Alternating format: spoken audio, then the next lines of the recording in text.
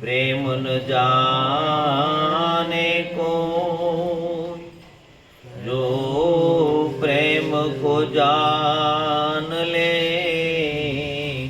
तो जग में जुदा न रहे कोई। सदगुरु महाराजनी।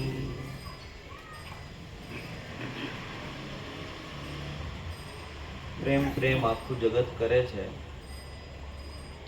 પણ પ્રેમ કોને કહેવાય?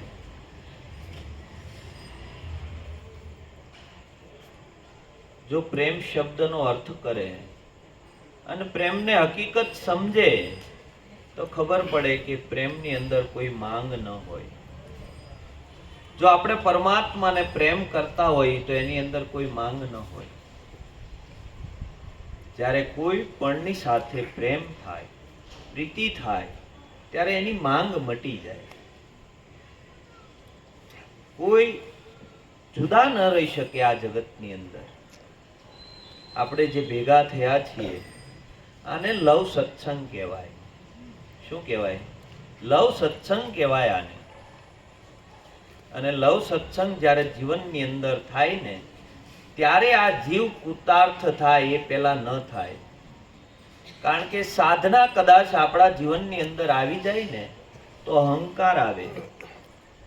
પણ જ્યારે જીવનની અંદર પ્રેમ પ્રગટે, પ્રેમ પ્રગટે એટલે પરમાત્માને તમે જુદા નથી.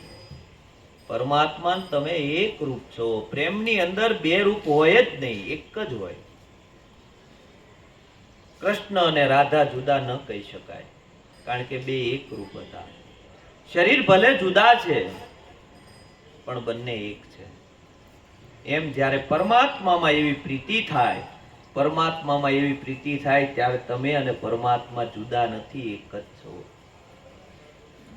પણ આપણે જ્યાં સુધી આપણો અહંકાર ઉભો છે ત્યાં સુધી આપણે પરમાત્માથી જુદા છીએ. આ પ્રેમ લક્ષણા ભક્તિ કેવી છે? આ લવ સત્સંગની શું કિંમત છે? આપણા શાસ્ત્રોની અંદર એના દ્રષ્ટાંતો છે. વશિષ્ઠ બાપજી અને વિશ્વામિત્ર, આ બંનેને સંવાદ થાય છે. બંનેને સંવાદ થાય, પહેલેથી બંનેની વચ્ચે થોડો મનમેળ નહીં, બેયને આંટી થોડી મનમાં. કારણ કે જ્યારે રામ રાજ્યની અંદર, સભાની અંદર જ્યારે વશિષ્ઠ બાપજી આવે ત્યારે એને વિશિષ્ટ સંબોધનથી સંબોધવામાં આવે કે આવો બ્રહ્મ ઋષિ. અને જ્યારે વિશ્વામિત્ર આવે ત્યારે એમ કે આવો રાજ ઋષિ. આ બે વચ્ચે આવો સંવાદ થાય એટલે એને કાયમ ડંખ રહે. વિશ્વામિત્રને કાયમ ડંખ રહે કે ભાઈ વશિષ્ઠ બાપજી આવે ત્યારે એને બ્રહ્મ ઋષિ તરીકે કહેવામાં આવે, અને હું જ્યારે આવું ત્યારે મને રાજ ઋષિ કે આવું કેમ? ત્યારે વશિષ્ઠ બાપજી ઉપર ઘણી બધી વીતે છે. વિશ્વામિત્ર ઘણી પરીક્ષાઓ કરે છે, પણ વશિષ્ઠ બાપજીના ભીતરમાં પ્રેમ જાગેલો પરમાત્મા પ્રત્યે, અને પરમાત્મા પ્રત્યે પ્રેમ જાગેલો, અને પ્રેમ લક્ષણા ભક્તિ પરિપૂર્ણ પોતાના જીવનમાં આવેલી, એટલે એને કોઈના પ્રત્યે દ્વેષ ન થાય. આ નવી નવી પરીક્ષા કરે. છેલ્લે એવી પરીક્ષા કરી કે જે વશિષ્ઠ બાપજીના દીકરા હતા ને એને મારી નાખ્યા. 100 દીકરાને મારી નાખ્યા. અને 100 દીકરાને મારી નાખ્યા. અને પછી જ્યારે સાંજનો સમય હતો અને પોતાની ઝૂંપડીની અંદર વશિષ્ઠ બાપજી બેઠા છે અને બે પતિ પત્નીને સંવાદ થાય છે કે આ ચંદ્ર આવો તપે છે તો આ ચંદ્ર જેવું તપ કોનું? એમ ત્યારે વશિષ્ઠ બાપજી કે આ ચંદ્ર જેવું તપ તો વિશ્વામિત્રનું. અને વિશ્વામિત્ર પોતે મારવા આવેલા વશિષ્ઠ બાપજીને કે એના પુત્રોને તો મારી નાખ્યા, પણ વશિષ્ઠને મારી નાખું જેથી કરીને મારો કાંટો નીકળી જાય. આવો અંદર દ્રઢ નિશ્ચય કરીને આવેલા ઝૂંપડી પાછળ ઊભા છે અને આ કુટિયાની અંદરથી આ સંવાદ સાંભળે છે. અને સંવાદમાં વશિષ્ઠ બાપજી કે આ ચંદ્ર જેવું તપ હોય ને તો એ તો વિશ્વામિત્રનું છે. અને જ્યારે આ શબ્દ સાંભળ્યો ત્યારે પોતાને અંદરથી પસ્તાવો થયો. પોતાનો અહંકાર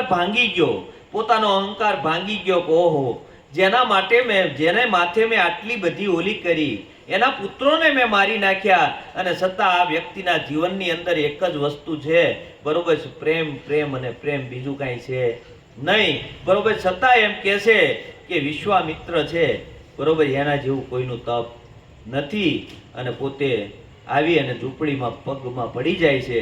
પગમાં પડે છે ત્યારે એમ કહે છે, ઉઠો બ્રહ્મ ઋષિ ઉઠો. અને જ્યારે આમ ઉઠાવે છે અને ભેટી પડે છે ત્યારે વિશ્વામિત્ર કહે છે કે ખાલી બ્રહ્મ ઋષિ પહેલા મને કહી દીધું હોત તો આટલું બધું થાત નહીં.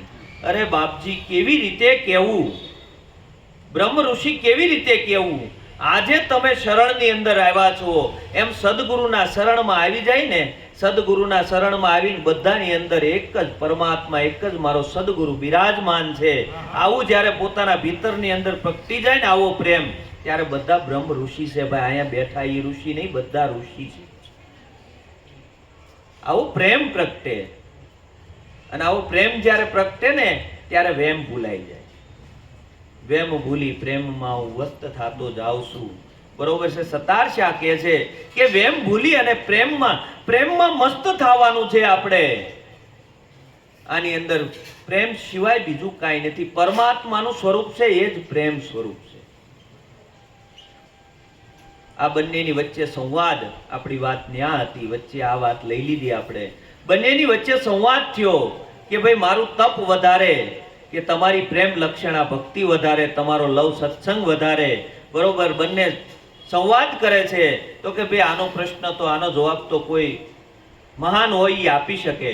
તે કે મહાન કોણ? તે કે 3 દેવ છે, બ્રહ્મા, વિષ્ણુ અને મહેશ, એને આપણે પૂછીએ. તે કે આનો જવાબ અમે ન આપી શકીએ.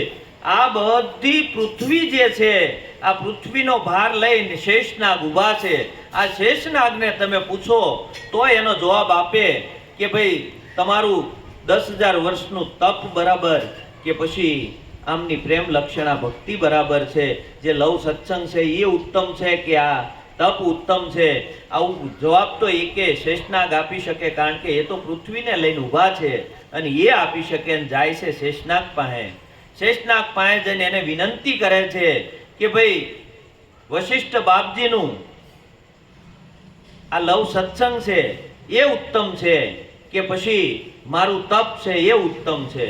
તે કે ભાઈ હું જવાબ તો આપી શકું, પણ હવે જવાબમાં એવું છે, હું જવાબ આપું પણ હું થોડોક કંઈક ફ્રી થાવ તો હું જવાબ આપી શકું. એક કામ કરો, મારા ઉપર પૃથ્વીનો ભાર છે, આ પૃથ્વીનો ભાર તમે જો થોડાક સમય માથે લઈ લ્યો તો હું આનો જવાબ આપી શકું. તો કે હવે ઈ કેમ કરવું? તો કે કંઈક વિચારો, કંઈક જો આ પૃથ્વીનો ભાર ઓછો થાય તો હું જવાબ આપી શકું, નકર આપી શકું નહીં. તો કે એક કામ કરો, મારું 5,000 વર્ષનું તપ મૂકો, પૃથ્વી થોડીક ઊંચી થાય. વિશ્વામિત્રએ પોતાનું 5,000નું તપ મૂક્યું, બરાબર, છતાં પૃથ્વી ઊંચી થઈ નહીં. પછી કે હવે 10,000 વર્ષનું મારું જેટલું તપ છે એ બધું મૂકી દઉં. બધું મૂક્યું તોય પૃથ્વી ઊંચી થઈ નહીં.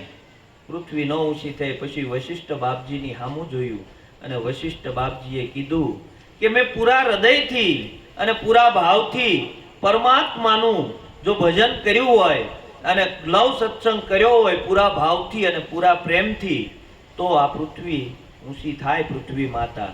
અને પૃથ્વી એક વેદ ઊંચી થઈ. અને તરત જ તે વિશ્વામિત્ર બોલ્યા, હવે પ્રભુ જવાબ આપો. એ કે આમાં જવાબ આપાય એવું ક્યાં રહ્યું? તમે 10,000 વર્ષનું તપ મૂક્યું અને છતાં પૃથ્વી ઊંચી ન થઈ, અને આને ઘડી પલના એક સત્સંગનું ફળ મૂક્યું અને પૃથ્વી ઊંચી થઈ ગઈ. તો સત્સંગનું ફળ છે ને એ મહાન છે, કારણ કે સત્સંગ કરવાથી આ મન સમજે. સત્સંગ વિના મન આ સમજે નહીં. સુરતા ભલે નિગમ પર જાય, કદાચ આપણે ગમે એટલે સાધના કરશું ને તો સાધનાથી તો ગર્વ વધશે કે મેં આ સાધના કરી છે, મેં આ સાધના કરી છે. પણ જો સત્સંગ કર્યો હશે ને સત્સંગ દ્વારા જો મન સમજ્યું હશે ને તો આ કામ થશે, નકર નહીં થાય. કારણ કે જ્યારે પ્રેમ જીવનની અંદર પ્રગટે છે ને ત્યારે કૃષ્ણ અને રાધા જુદા નથી, એમ તમે અને પરમાત્મા જુદા નથી. કારણ કે પ્રેમ સ્વરૂપ તો બધાની અંદર પરમાત્મા વિલસી રહ્યો છે. કારણ કે એની અંદર ગોપીઓ અને કૃષ્ણ જુદા નહોતા. કારણ કે ગોપીઓને જ્યાં જોવે ને કૃષ્ણ દેખાતો હતો. ઉદ્ધવજીને એના દર્શન કરવા માટે ક્યાં જવું પડતું હતું. અને ઉદ્ધવજી જ્યારે દર્શન કરવા માટે જાય એટલે જય શ્રી કૃષ્ણ આમ કરીને કૃષ્ણને સામે કરે, બરોબર છે, કોઈ દી પગે પડે નહીં. અને પછી કૃષ્ણને ખબર પડી કે જો આમ નામ રહેશે ઉદ્ધવ રહેશે ને તો આવડો આ કાચો રહી જાય. એટલે પછી ઉદ્ધવને ગોકુળમાં મોકલે છે. મહારાજ આપણે ઘણીવાર કથા કરતા ગોકુળમાં મોકલે, ત્યાં જઈને જોવે છે, ગોપીઓનો વિરહ જોવે છે, ગોપીઓનો વિરહ જોવે છે. અને ગોપીઓ કગરે છે કે એ કાના મને બેડું ચડાય, એ કાના મને આ કર, એ કાના. જ્યાં જોવે ને આ કાનાનું સ્વરૂપ દેખાય છે, બીજું કાંઈ દેખાતું નથી. ખાલી કૃષ્ણ કૃષ્ણ કૃષ્ણ સિવાય કાંઈ એને દેખાતું નથી. અને ઈ પોતે જ્યારે વિચાર કરે છે ઉદ્ધવ કે ઓહો, હું તો જ્યારે કૃષ્ણને મળું છું અને કૃષ્ણ સર્વ વ્યાપક છે એવું માનું છું, બરોબર છે, મનથી એવું માનું છું, આ તો એનો અનુભવ કરે છે. આપણે એનો અનુભવ કરવાનો છે, માની નથી લેવાનો. કૃષ્ણ સર્વ વ્યાપક છે એનો અનુભવ પોતાના હૃદયમાં કરવાનો છે. આપણને સદગુરુએ જ્ઞાન આપ્યું છે, ઈશ્વર સર્વ વ્યાપક છે, પરમાત્મા વિનાની કોઈ જગ્યા ખાલી નથી. તો ખાલી જ્ઞાનમાં ન રહેવું જોઈએ, હૃદયની અંદર એવી વેદના થવી જોઈએ અને પરમાત્મા પ્રગટ થવો જોઈએ. સંતોએ વાણીમાં કીધું, મારા પ્યારા ગુરુજીનો પરવાનો, પરવાનાને દુનિયા શું જાણે, દિલ દઈને બેઠો હું દીવાનો, દીવાનાને દુનિયા શું જાણે. કારણ કે આ તો સદગુરુએ પરવાનો આપણને આપી દીધો છે. અને સદગુરુનો પરવાનો છે ને ત્યારે આપણે બધા ભેગા થયા. સદગુરુએ સહી કરી દીધી કે જા પરમાત્માથી તું જુદો નથી, પરમાત્મા તું એક જ છો, બરોબર છે. વચ્ચેનું જે આવરણ છે ને એ આવરણ છે એ આપણો અહંકાર છે. જબ મેં થા તબ હરી નહીં, અબ હરી હે તબ મેં નહીં, પ્રેમ ગલી ઇતની સાંકડી તામે દો ન સમાય. આપણને પરમાત્મા ન મળે, અને જેથી આપણને પરમાત્મા મળે તેથી આપણે ન હોય, તો પરમાત્મા કોને મળે? જબ મેં થા તબ હરી નહીં, અબ હરી હે તબ મેં નહીં, પ્રેમ ગલી ઇતની સાંકડી તામે દો ન સમાય. કારણ કે આમાં બે રહી શકે, એક મયાનમાં બે તલવાર રહે નહીં. આપણે રહેવું છે આખે આખું. અને પરમાત્માને પ્રગટ કરવો તો ક્યારેય પરમાત્મા પ્રગટ ન થાય. કારણ કે પરમાત્મા કેવો છે, જો મહેંદી કે જોડ મેં લાલી લચી ન જાય, બરોબર છે. પરમાત્મા તો સબર ભર્યો છે, પણ જ્યાં સુધી મહેંદીનું પાન પીસાય નહીં ત્યાં સુધી એની અંદરથી લાલી બહાર આવે નહીં. એમ જ્યાં સુધી મહેંદીનું પાન મટે નહીં ત્યાં સુધી લાલી બહાર આવે નહીં. એમ જ્યાં સુધી દાણાની અંદર તલમાં તેલ છે, તલમાં તેલ નથી એવું કહી શકાય નહીં. તલમાં તેલ છે પણ તલ આખો રહે અને તેલને કાઢવું હોય તો ક્યારેય તેલ નીકળે નહીં. તલ જ્યારે પીસાઈ જાય ને ત્યારે અંદરથી તેલ નીકળે, એ પેલા નીકળે નહીં. અને તલને આખું રહેવું હોય અને તેલ કાઢવું હોય તો ક્યારેય બને નહીં. આપણે આખું રહેવું છે અને તેલ કાઢવું છે, આપણે આખું રહેવું છે અને પરમાત્માને મેળવવો ક્યારેય મેળ ન પડે. પરમાત્મા વિનાની આ જગતની અંદર પરમાત્મા વિનાની કોઈ જગ્યા ખાલી નથી. ગીતામાં કૃષ્ણએ ગીતામાં કીધું કે અણુ મેરુ સ્થાવર જંગમ સબર ભર્યો છે, હોયની તાતણી મૂકો એટલી જગ્યાએ મારા વિનાની ખાલી નથી. અને આપણી દ્રષ્ટિમાં આવતી નથી આવતો. એની પાછળનું કારણ એક જ છે કે આપણી દ્રષ્ટિના આવરણો એવા પડ્યા છે. આ દ્રષ્ટિના આવરણો છે ને એ બાદ થતા નથી. સદગુરુએ આપણી દ્રષ્ટિના આવરણો બાદ કર્યા છે. આ નામ રૂપ ગુણ વાળું જે જગત છે ને, નામ રૂપ ગુણ વાળું જગત છે, એ જગતને બાદ કરાવી અને એની અંદર જે રહેલો પરમાત્મા છે એના આપણને દર્શન કરાવ્યા છે.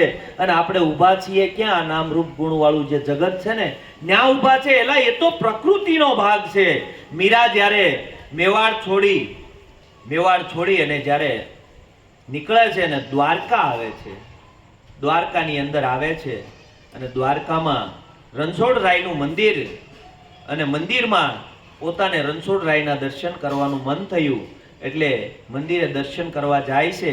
તો દ્વારપાળોને પોતે સંદેશ આપે છે, મીરા સંદેશ આપે છે કે અંદર જઈ અને એ જે પૂજા કરે એ પૂજારીને ગોસાઈજી કહેવાય, કે અંદર ગોસાઈજીને સમાચાર આપો કે મેવાડથી મીરા આવ્યા છે અને મીરાને કૃષ્ણના દર્શન કરવાની ઈચ્છા છે, બરોબર, તો દર્શનની રજા આપો.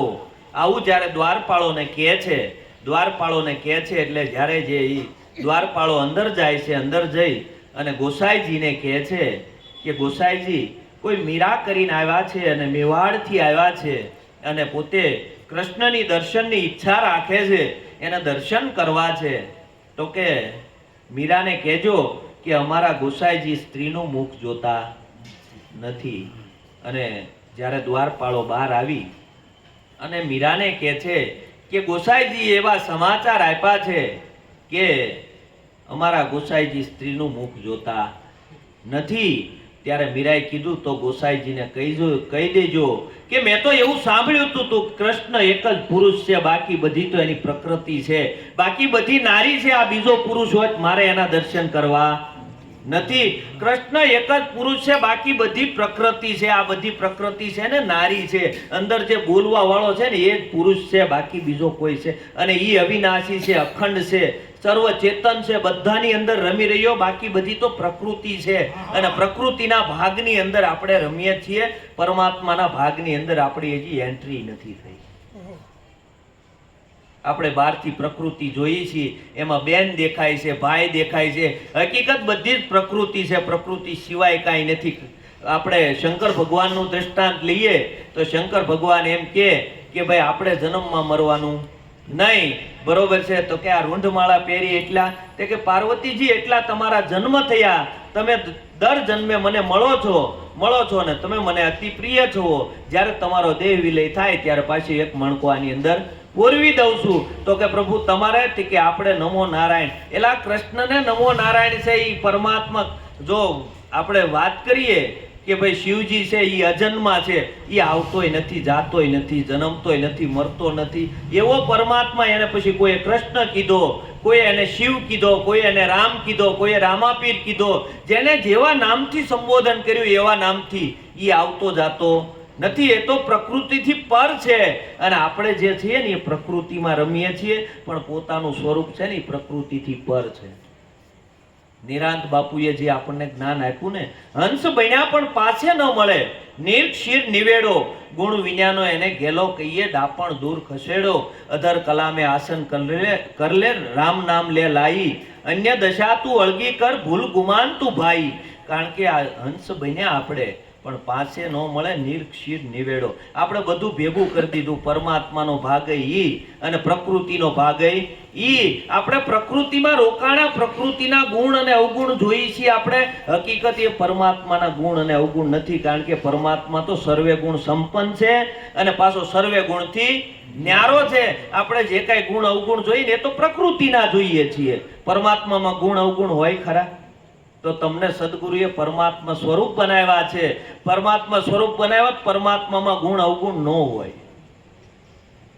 સર્વે ગુણ સંપન્ન છે સદગુરુ, અને પાછો સર્વે ગુણથી ન્યારો છે. ગુરુ ગુણાતીત સેવતા, જે થયા તદ્વત રૂપ, તેવા તે ગુણ તેમાં આવ્યા, તેનું સદગુરુ તુલ્ય સ્વરૂપ. ગુરુ ગુણાતીત સેવતા, ગુણાતીત થવાય છે. ગુરુ પ્રતાપે કહે ટેલવો તે પરમ ધામમાં જાય છે. કદાચ આ જે કઈ દેખાય છે ને આપણને, આ પ્રકૃતિનો ભાગ છે, અને એની અંદરથી આપણને જે આનંદ આવે છે ને એને આપણે આપણો આત્માનો આનંદ માની બેઠા છીએ. હકીકત પ્રકૃતિના ભાગમાંથી જે આનંદ આવે છે ને એને મોજ કહેવાય. અને એ ક્ષણિક હોય. આપણે કદાચ ક્યાંય ફરવા ગયા હોય તો આપણને આનંદ આવે, પ્રકૃતિ જોઈએ, આપણે ખૂબ સરસ વાતાવરણ હોય, ઝાડ પાન હોય, બધું આપણે જોઈએ ને આપણને ખૂબ આનંદ આવે. હવે એ જ રસ્તામાં આવતા હોઈએ અને ટાયર પંચર થાય તો ત્યાં પાછો શોક ઊભો થાય ને. એટલે પરમાત્માનો આનંદ છે એ ક્ષણિક ન હોય, એ અખંડ આનંદ હોય. પોતાનું સ્વરૂપ છે એ અખંડ આનંદ છે, અને અખંડ આનંદ છે ને પોતાનું સ્વરૂપ છે, એ પરમાત્માનું સ્વરૂપ છે. કદાચ આપણે બહાર થોડો ઘણો કાદે આનંદ ગોતીએ ને તો એ તો મોજ છે, એ આનંદ છે, એ તો પ્રકૃતિના ભાગમાંથી આપણે લીધી છે, અને આપણે એને સાચી આનંદ માની લીધા છે. કદાચ આપણે ભેગા થઈ અને આનંદ આવે, કાંઈક એવો કાર્યક્રમ ગોઠવીએ, મેળાવડા ગોઠવીએ, અને એની અંદર આપણને આનંદ આવે તો આપણને એમ થાય કે ઓહો આપણે ભજન થઈ ગયું, આપણે ભજન થઈ ગયું. એવી વાત નથી. એ તો આપણે મળે માણસે બધા એકબીજા હિલોળે હૃદય ચડ્યા હોય એટલે આપણને આનંદ આવે, પણ એની અંદર આપણો તાર કાંઈક, આપણો જે અંદરનો લક્ષ્ય છે ને એ લક્ષ્ય આપણો આત્મા હોવો જોઈએ. આપણું કોઈ વ્યક્તિ લક્ષ્ય થઈ જાય છે. વ્યક્તિ આપણો લક્ષ્ય ન હોવો જોઈએ, આપણો આત્મા આપણો લક્ષ્ય હોવો જોઈએ. આપણે ભજનમાં આવીએ છીએ તો આપણા આત્માને લક્ષ્ય આપણા કેન્દ્રમાં રાખી, આપણે કહીએ ને કેન્દ્ર બિંદુને મૂકીને ક્યાંય આગું જવાય નહીં. એમ આપણો આત્મા છે ને, આ આપણું લક્ષ્ય છે. સદગુરુએ આ આપણને લક્ષ્ય બંધાયું છે અને આપણો આત્મા લક્ષ્યમાંથી છૂટી જાય છે અને કોઈ વ્યક્તિ લક્ષ્યમાં આવી જાય છે.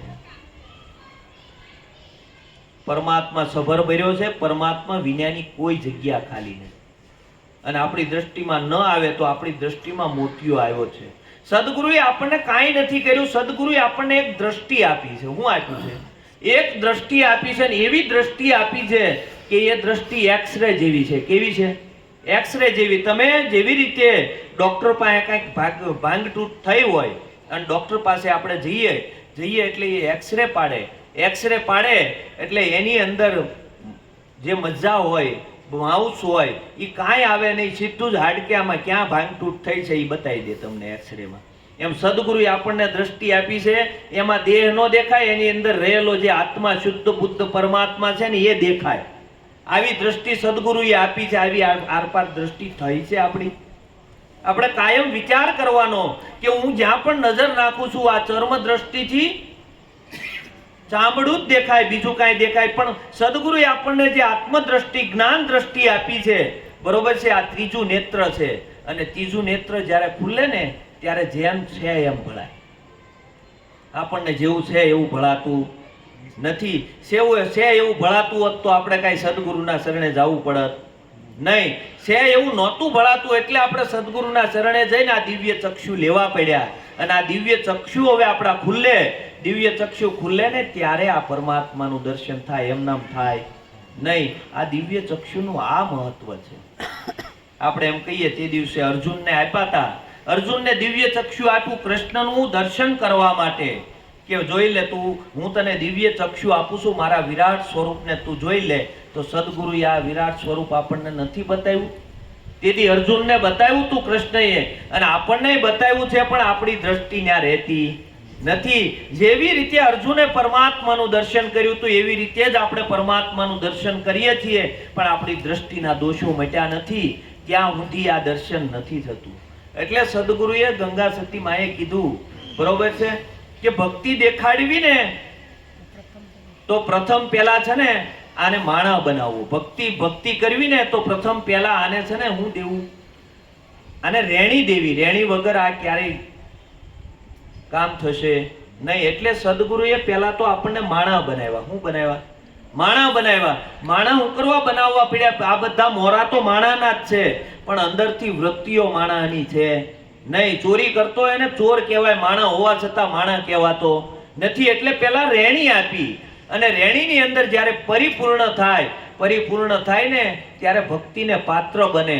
અને ભક્તિને પાત્ર બને ને ત્યારે આ રસ પોતાના જીવનની અંદર ઠરે, નકર આ રસ ઠરે નહીં. આપણે ભક્તિને પાત્ર નથી બન્યા અને કદાચ રસ લેવા જાવું તોય આવડો આ ઢોળાઈ જવાનો છે. એટલે સદગુરુએ પેલા કીધું તું ભાઈ રેણીમાં પરિપૂર્ણ આવી છે. અને રેણીમાં પરિપૂર્ણ જ્યારે આપણે આવીએ ને, બાહ્યમુખ રેણી જ્યારે પરિપૂર્ણ બને ને પછી ભીતરની રેણી પ્રગટ થાય.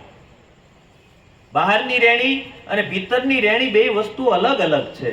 બહારની રેણી ચોરી, દારૂ, જુગાર, માંસાહાર, વ્યભિચાર, બરોબર છે, આ બધી છે ને એ બાહ્ય રેણી છે.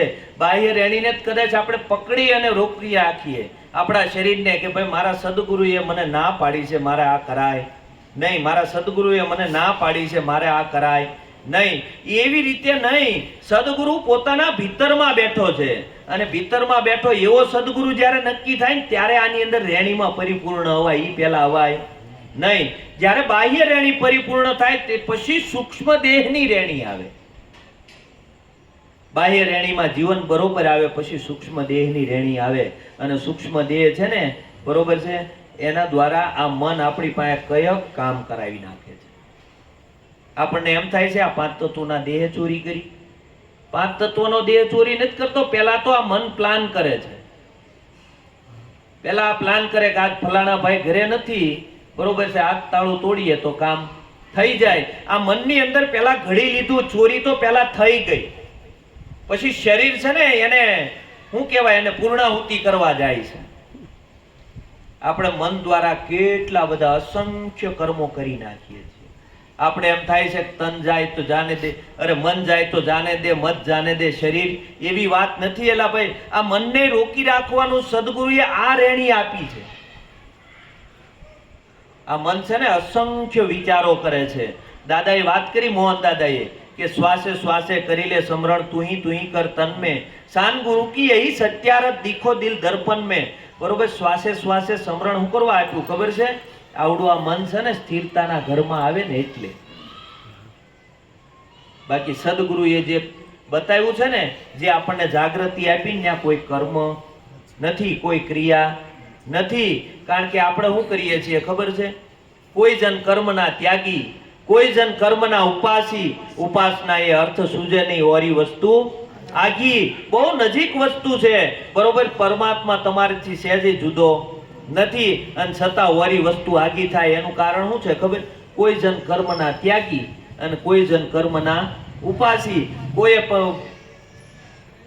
હિમાલય જઈ, ગિરનારની અંદર જઈને હાડ ગાળ્યા, બરોબર છે, ન્યા જઈને પંચધૂણી તાપી, બરોબર છે, કયક કર્યું. કોઈએ કાશીએ જઈને કરવત લીધી, બરોબર છે, કયક કર્મો કર્યા, તોય પરમાત્મા વેગળો રહી ગયો, બરોબર છે. અને કોઈએ કર્મને ત્યાગી દીધું, ભાઈ આપણે કાંઈ કરવાનું નથી. કોઈ શાંતિથી હાવ બેહી ગયા, બરોબર છે.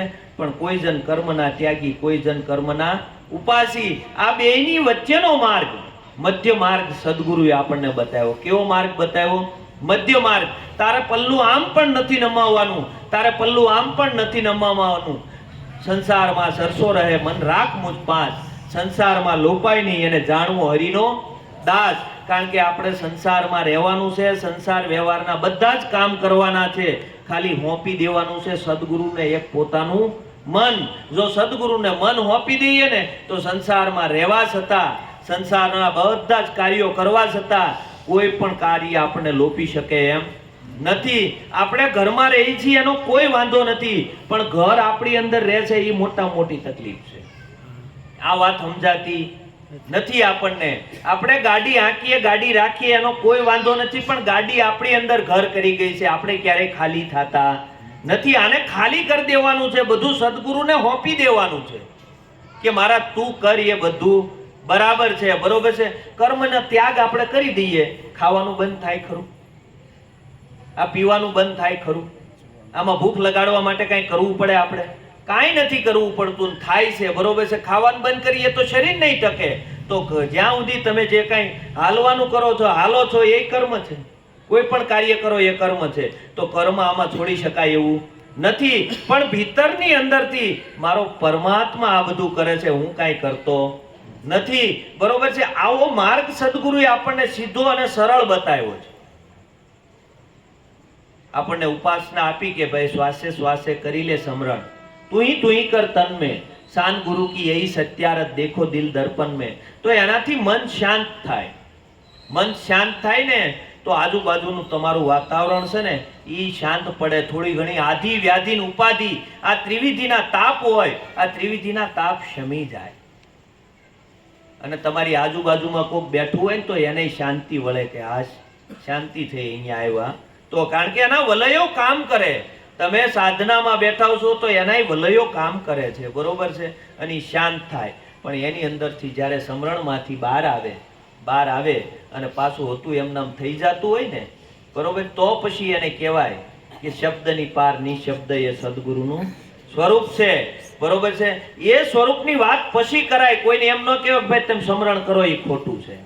એનાય છે ને ફળ છે, બરોબર છે. કોઈ મંદિરે જાતું હોય, દેવ દર્શને જાતું હોય, બરોબર, પૂજા અર્ચના કરતું હોય તો એનાય ફળ છે, બરોબર છે. એ પણ ફળ આપે છે, બરોબર છે. આપણે શું કરીએ છીએ? કાંક ને કાંક કોકને તોડી નાખીએ કે આમ ન હોય, આમ ન હોય. એવું નથી ભાઈ. નવધા ભક્તિ છે ને એ પરિપૂર્ણ, નવધામાંથી જ્યારે પરિપૂર્ણ થાય ને ત્યારે આ દસધા ભક્તિ, ત્યારે આ પરાભક્તિ મળે. એ પહેલા મળે નહીં. આપણે એકડો ભણ્યા નથી, એકડો ને બગડો ડાયરેક્ટ કોલેજની વાત કરશું તો ઓલાને ગળે ક્યારેય ઉતરશે નહીં. મુખે ભજેશો માનવી, મનથી ભજેશો દેવ, સંત સુરતા એ ભજે, વાંકી કરીએ સેવ. કારણ કે સંતોને આપણને જે ભજન આપ્યું છે ને સુરતાનું ભજન આપ્યું છે, અને સુરતાની અંદર પરમાત્માને રાખવાનો છે. સદગુરુએ જે આપણને નામ બતાવ્યું છે, બરોબર છે, નામની અંદર આપણી સુરતા રાખવાની છે. શબ્દની પાર નિશબ્દ એ સદગુરુનું સ્વરૂપ છે. સર્મ દ્રષ્ટિએ નહીં સૂજે, જીવપણે આપત જડે નહીં. બરોબર, જીવપણે આપત જડે એવું નથી. આ તો શિવપણું જ્યારે આવે, સદગુરુએ આપણને શિવ સ્વરૂપ બનાવ્યા છે. અને પોતે શિવ સ્વરૂપ હતો, અજ્ઞાન દશાના કારણે પોતે જીવ થયો, જીવમાંથી પાછો શિવ બનાવ્યો. હવે શિવમાંથી પાછા જીવ થઈ જાય તેમાં ગુરુ મહારાજ કાંઈ કરે નહીં, એમાં ગુરુ મહારાજનો કાંઈ વાંક પણ નથી. હકીકત કોઈ જીવ છે નહીં, શિવ સ્વરૂપ જ છે. શિવ સિવાય અહીંયા કોઈ છે નહીં. અને આપણે એને અજ્ઞાન દશાના કારણે જીવ માની બેઠા છે. અંધારામાં પડેલું દોરડું, જેમ સર્પની ભ્રાંતિ થાય છે, સર્પની ભ્રાંતિ થાય, અંધારામાં પડ્યું છે અને આપણને સર્પ લાગે છે. અંધારામાં જેવી રીતે આંકડો હોય અને એમાં આપણને માણસ કે ભૂત દેખાય છે, બરોબર છે, કદાચ આપણે ત્યાં ગમે એટલી માળા ફેરવીએ તો ઈવડું જે આપણને સર્પ દેખાય છે એ જાય ખરો? ગમે એટલા સમરણ કરીએ તોય જાય ખરો? ન જાય. ગમે એટલા હોમ હવન કરીએ તો એ સર્પ જે દેખાય છે એ જાય ખરો? જે આંકડાની અંદર ભૂત દેખાય છે એ જાય ખરો? પણ લાઈટ કરીને જોઈ લ્યો તો, લાઈટ કરીને જોવો એટલે તમને ખબર પડી જાય કે ભાઈ અહીંયા દોડું જ છે, અહીંયા ક્યાંય સર્પ બરફ છે નહીં. એટલે તરત જ તે શાંતિથી તમે હોઈ જાઓ. સદગુરુએ ખાલી અને ખાલી આપણને પ્રકાશ કરી દીધો. જેમ છે એમ જગતને જોઈ લે, બરોબર, જેમ છે એમ જો જોતા આવડી જાય ને તો કાંઈ છે નહીં. આપણને જેમ છે એમ જગત દેખાતું નથી. આપણને જગતને કંઈક વિચિત્ર માની બેઠા છીએ. એટલે સદગુરુએ આ જ્ઞાન પ્રકાશ કરી દીધો. અને અજ્ઞાન હતું ને એ જ આપણું બંધન હતું. આપણને કાંઈ પણ જો અજ્ઞાન હોય ને તો એ આપણું બંધન છે. આપણે ક્યાંય પણ અટવાતા હોઈએ તો એ વિષયથી આપણે જાણકાર નથી, એટલે આપણે અટવાઈએ છીએ. સદગુરુએ આપણને જ્ઞાન આપ્યું ને, જ્ઞાન આપ્યું ને એટલે તરત જ લાઈટ થઈ ગઈ. અને લાઈટ થઈ ગઈ ને એટલે લાઈટની અંદર જે છે એ અંધારાની અંદર આપણે કાંઈ પણ કાર્ય કરવું હોય એ અંધારામાં થાય. ચોરી કરવી હોય, બરોબર, બીજું જે કાંઈ એ ટુ ઝેડ કોઈ પણ ખોટા કામ કરવા હોય એ અંધારામાં થાય. આવી રીતે પ્રકાશ હોય થાય. એમ સદગુરુએ આપણા જીવનમાં પ્રકાશ પાથરી દીધો. સદગુરુ સૂરજ જે ઘેર ઉગે, બરોબર છે, અંધારા મટી જાય તરત. સદગુરુ સૂરજ જે ઘેર ઉગે, સદગુરુ સૂરજ ઘરે ઉગી ગયો ને એટલે પ્રકાશ થઈ ગયો. હવે પ્રકાશની અંદર કોઈ ખોટું કામ થાય નહીં, કારણ કે એને ખબર પડી ગઈ અંતરમાં બેઠો છે આત્મા. એ બધાનું છે જાણનાર. માટે પોતે પોતાને નો છેતરાય. આપણે આખા જગતને છેતરીએ છીએ, છેતરીએ ને. પણ જેને ખબર પડી જાય કે પરમાત્મા મારા ભીતરમાં બેઠો છે, બરોબર છે, એ પછી કોઈ દી કોઈ ક્ષેત્રે ખરો? આપણે ખ્યાલ એટલો જ કરવાનો છે, બીજો કાંઈ ખ્યાલ કરવાનો નથી. પરમાત્મા મારી ભેગો છે. હું હાલું છું ને તો એની પ્રદક્ષિણા છે, હું હુઈ જાઉં છું તો એની સમાધિ છે, હું હાલું, હું ખાઉં છું તો હું એને ભોગ ધરાવું છું, બરોબર. પરમાત્મા સિવાય કાંઈ નથી. આવું જ્યારે જીવન થઈ જાય ને એટલે તમારે કોઈ ખોટું કામ કરવું હશે ને તોય નહીં થાય.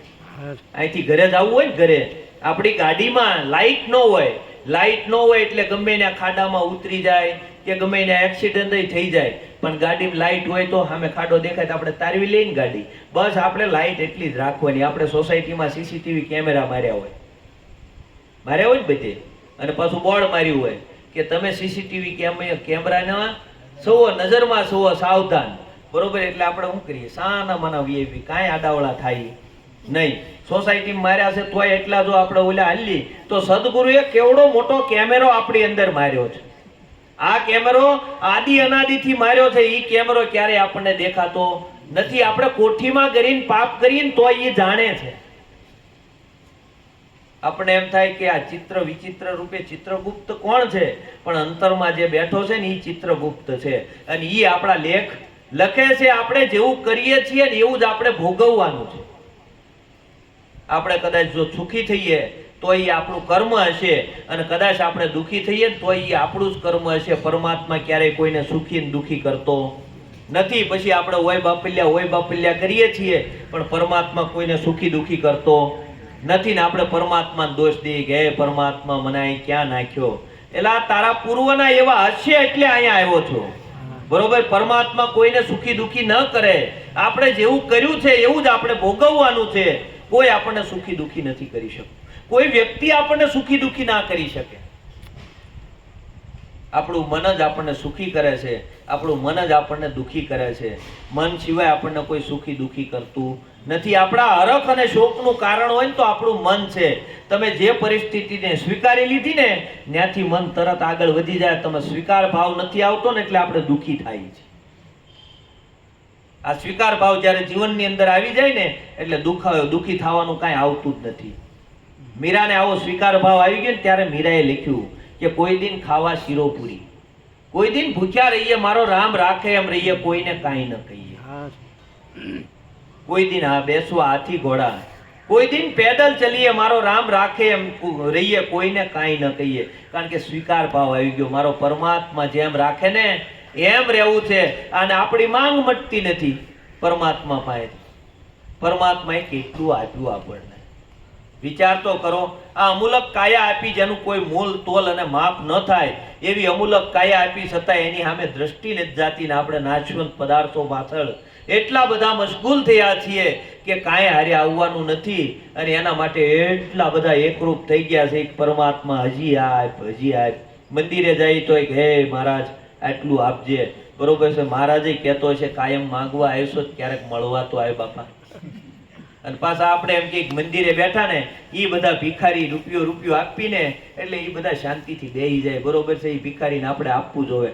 એલા એ તો નાના ભિખારી રૂપિયો 2 રૂપિયો માની જાય, આપણને કરોડો આપ્યા તોય શાંતિ નથી. આવો જેની મોલ તોલ અને માપ ન થાય એવી આપણને પરમાત્માએ કાયા આપી છે, બરાબર, તોય આપણી માંગ મટતી નથી.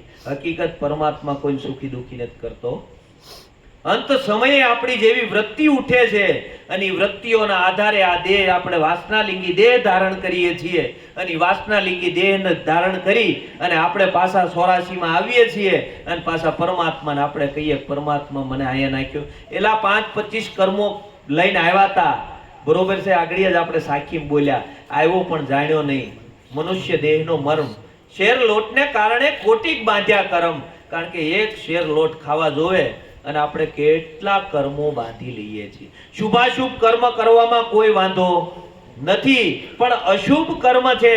અશુભ કર્મ છે ને, શુભાશુભ કર્મ કરીએ તોય અંદર પાછી ઓલું ન રહેવું જોઈએ કે કાર્ય મેં કર્યું એમ, બરોબર છે. અંદરથી જો એવો ભાવ હશે તો એ ભોગવવા આવવું પડશે. અને અશુભ કર્મ કર્યો હશે તો એ લોઢાની બેડી છે, એ ભોગવવા આવવું પડશે. હોનાની બેડી, જે સારું કર્મ કરીએ તો હોનાની બેડી છે અને ખરાબ કર્મ કરીએ તો લોઢાની બેડી છે. એની બેયની વચ્ચેનો માર્ગ સદગુરુએ આપણને બતાવ્યો. પરમાત્મા જે તું કર તે, મારું આમાં કાંઈ છે નહીં. હું તો તારી વાડીમાં વાણોતર છું, મને આમાં બીજું કાંઈ ખબર પડતી નથી. તું મને જેવી રીતે નચાવે છો એવી રીતે નાચું છું, બરોબર છે. જેવી રીતે ઓલો કઠપૂતળીનો ખેલ હાલતો હોય ને, કઠપૂતળીના ખેલની અંદર એ જે કઠપૂતળી જે હોય ને એની પાછળ એનો નાયક હોય. અને કઠપૂતળીને ઘડીક થાય ને ત્યાં રાજાને લાવે, ઘડીક થાય ને ત્યાં રાણી હોય, ઘડીક થાય ત્યાં સૈનિકો લાવે. એમ ધીરે ધીરે એક જ આંગળીઓથી, એક જ 2 હાથથી બધાને જેમ આવે એમ નચાવતો હોય છે. એમ પરમાત્મા છે ને એ આપણને બધાને નચાવે છે. આપણે ખાલી એટલું જ માની લેવાનું છે કે હે પરમાત્મા તું જેમ નચાવે એમ મારે નાચવાનું છે, બરોબર. મારે તો તું જેમ રાખે એમ રહેવાનું છે, મારે બીજું કાંઈ કરવાનું નથી. એ બધાને નચાવે છે. આપણે જેવી રીતે પિક્ચર જોવા જઈએ અને પડદા ઉપર પિક્ચર આવે છે, પડદા ઉપર 3.5 કલાકનું આપણે પિક્ચર જોઈને આવીએ કે 3 કલાકનું પિક્ચર હોય એ જોઈને આવીએ, બરોબર છે. એમાં સારું પાત્ર ક્યાંક યુદ્ધ થાય ત્યાં આપણે અંદર હરહરાટી વ્યાપી જાય છે, બરોબર છે.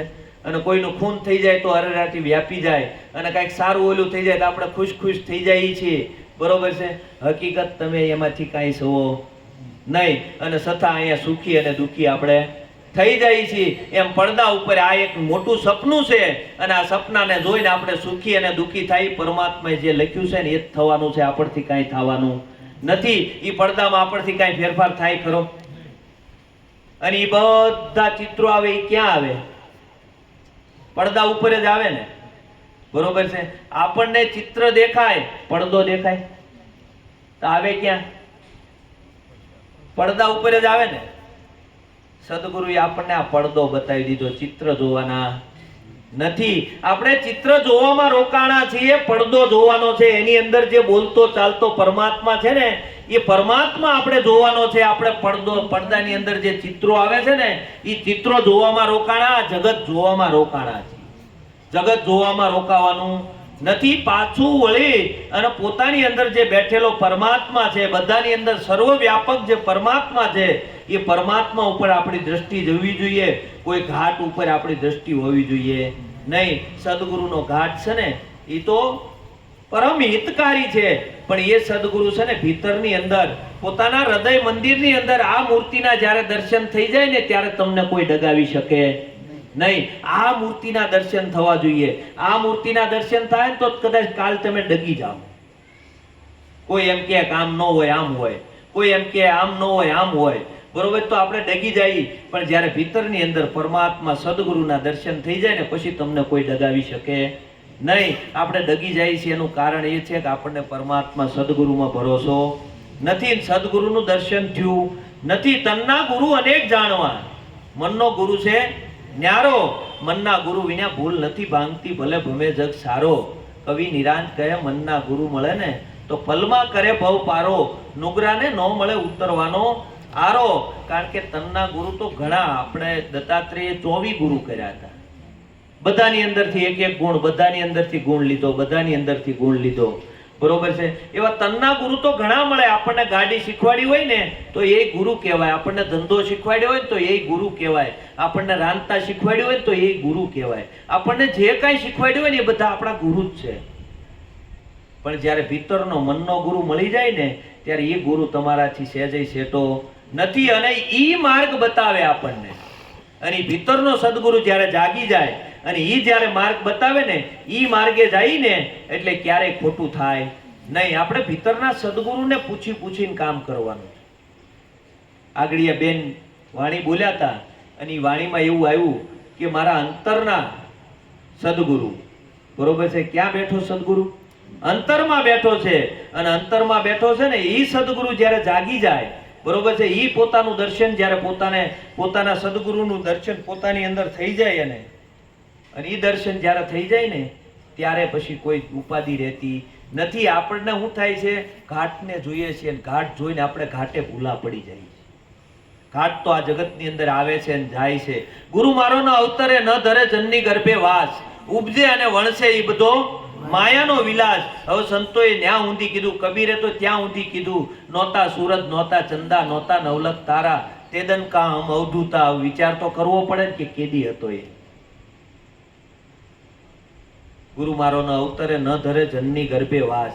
કારણ કે જનની ગર્ભે વાસ ધારણ કરે છે ને, બરોબર, એ તો આ પ્રકૃતિનો ભાગ છે, પરમાત્મા ધારણ કરતો નથી.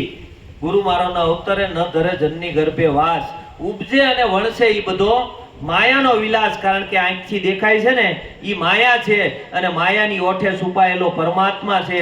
હવે એ જે સદગુરુ છે ને એ સદગુરુ જ્યારે ભીતરમાં જાગી જાય ને પછી કાંઈ રહેતું નથી. પછી પોતે છે ને તરત જ પોતાના ભીતરની અંદર ચપકારો જાગી જાય અને જે તરત જ અંજવાળું થઈ જાય. અંજવાળું અંજવાળું ગુરુજી મારે અંજવાળું, આજ ગુરુજી તમે આવ્યા ને મારે અંજવાળું. બરોબર, સદગુરુ છે ને આ ઘરે પધારે, આ ઘરે કદાચ પધારે ને તો કદાચ આપણે આંગણું સાફ કરી વાળી છોડી સદગુરુનું સન્માન કરીએ, બરોબર છે. પણ જ્યારે આ ચોખ્ખું થાય ને ત્યારે સદગુરુ આની અંદર પ્રગટ થાય. અને આ પ્રગટનો મહિમા છે, કોઈ અપ્રગટનો મહિમા નથી. આ બધા સદગુરુના જ રૂપ છે, બીજું કોઈ છે નહીં. આવો ગુરુનો મહિમા છે. અને ધીરે ધીરે આપણને જાજુ ન સમજાય તો કાંઈ નહીં. સદગુરુએ જે રેણી આપી છે ને એ રેણીની અંદર જો પરિપૂર્ણ આપણું જીવન આવતું જશે ને તો ધીરે ધીરે આપણને ખબર પડી જાય કે પરમાત્મા તો બધું આપે છે, આપણે કાંઈ કરવું પડતું નથી. પરમાત્માના આશરે રહ્યો ને તો પરમાત્મા બધું જ આપે છે. કીડીને કણ, હાથીને મણ, ચાર પગાને સારો, બધું જ પરમાત્મા બધાને આપે છે. પણ આપણી ધીરજ નથી. આપણને એમ થાય કે હું કરી લઉં. આપણે કાંઈ કરવાનું નથી. એની રાજની અંદર, એની વાડીની અંદર આપણે મજૂરી કરવાની છે. અને જો મજૂરી કરશું ને તો મહેનતાણું એ આપશે અને આપશે જ તે. એવી રીતે જે ગુરુ મહારાજે આપણને રેણી આપી છે એ રેણીની અંદર જ્યારે આપણું જીવન પરિપૂર્ણ થાય, બરોબર, પછી સુગંધિત જીવનની અંદરથી સુગંધ ફેલાય. પછી આપણે કોઈને કહેવા ન જવું પડે કે હું ભક્તિ કરું છું એમ, બરોબર. નરસૈયાએ કીધું તુજ સંગે કોઈ વૈષ્ણવ થાવે તો તું વૈષ્ણવ સાચો, તારા સંગનો રંગ ન લાગે ને ત્યાં સુધી તું કાચો તુજ સંગે કોઈ વૈષ્ણવ થાવે તો તું વૈષ્ણવ સાચો.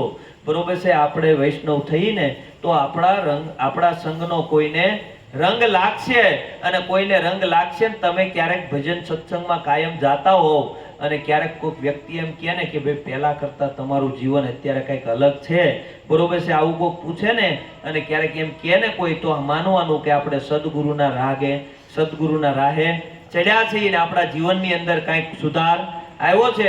બીજું કાંઈ કરવાનું નથી. આ રેણીની અંદર પરિપૂર્ણ જો રહી જઈએ ને તો ઘણું બધું છે. આવો ગુરુનો મહિમા છે, અને ધીરે ધીરે આપણા આત્મામાં સદગુરુ પ્રીતિ આપે અને આપણું લક્ષ્ય બંધાય એવી ગુરુને પ્રાર્થના કરી અને મારી વાણીને વિરામ આપું છું. સદગુરુ મહારાજની